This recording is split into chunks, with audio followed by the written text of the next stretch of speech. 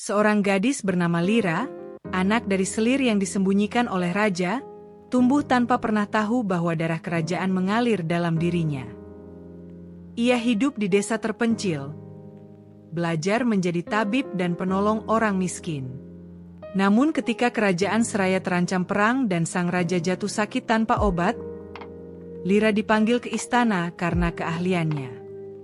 Tanpa tahu bahwa musuh terbesarnya adalah kakak tirinya sendiri, sang pangeran yang tak ingin rahasia asal-usul Lyra terbongkar. Namaku adalah Lyra. Aku dibesarkan oleh seorang tabib tua di sebuah desa. Ia berkata, aku ditemukan di depan gubuknya, dibungkus kain halus bertanda kerajaan. Tapi di desa, aku hanya dikenal sebagai anak tak tahu asal-usul. Aku belajar mengobati, mengumpulkan tumbuhan di hutan, dan membantu siapapun yang butuh.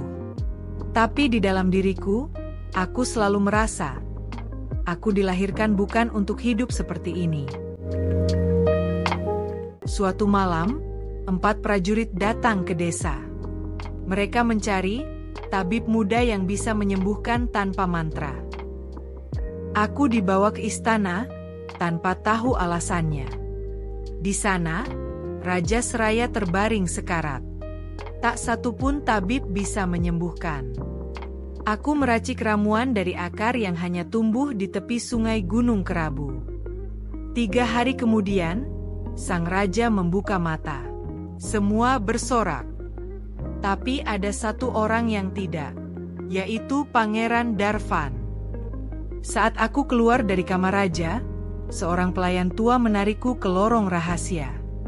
Kau anak dari selir raja. Ibundamu diasingkan karena dianggap membawa kutukan. Darahku adalah darah bangsawan. Tapi aku bukan siapa-siapa. Jika rahasia ini terbongkar, tahta Darvan bisa terancam. Dan dia tahu itu. Di tengah kekacauan istana, aku jatuh cinta pada Henry, panglima muda yang sering mengantarku ke perpustakaan.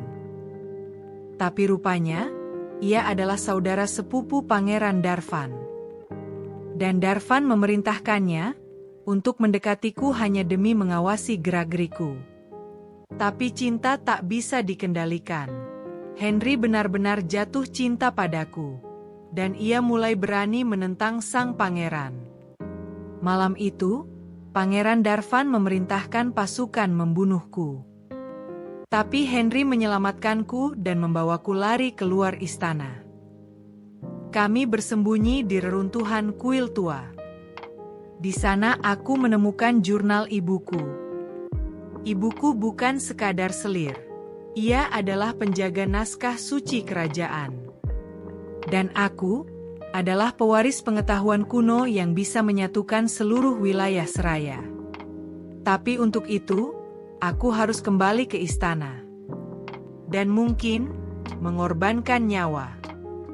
Kami kembali ke istana malam hari. Henry menyusup lewat barak.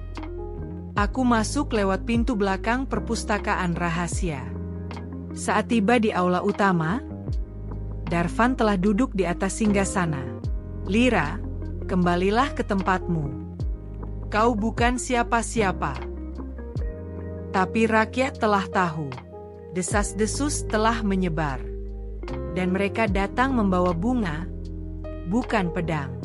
Mereka memilihku, bukan karena aku punya darah raja, tapi karena aku pernah menyentuh luka mereka tanpa takut kotor. Tapi saat rakyat meneriakkan namaku, sebuah anak panah melesat ke dadaku. Henry menangkisnya dengan tubuhnya sendiri. Ia jatuh, bersimbah darah. Darvan mencoba lari, tapi pasukan rakyat sudah mengepung. Aku berjalan ke arah Henry. Tangannya gemetar, tapi masih sempat berbisik. Kamu memang tak punya mahkota, Lyra, tapi kau akan selalu jadi ratuku. Ia menutup mata, dan malam itu, istana menangis. Kadang, darah tak menentukan siapa kita. Kadang, cinta bukan tentang memiliki, tapi tentang berani berdiri di sisi yang benar. Lira tak pernah duduk di tahta, tapi namanya dikenang dalam sejarah sebagai putri tanpa mahkota.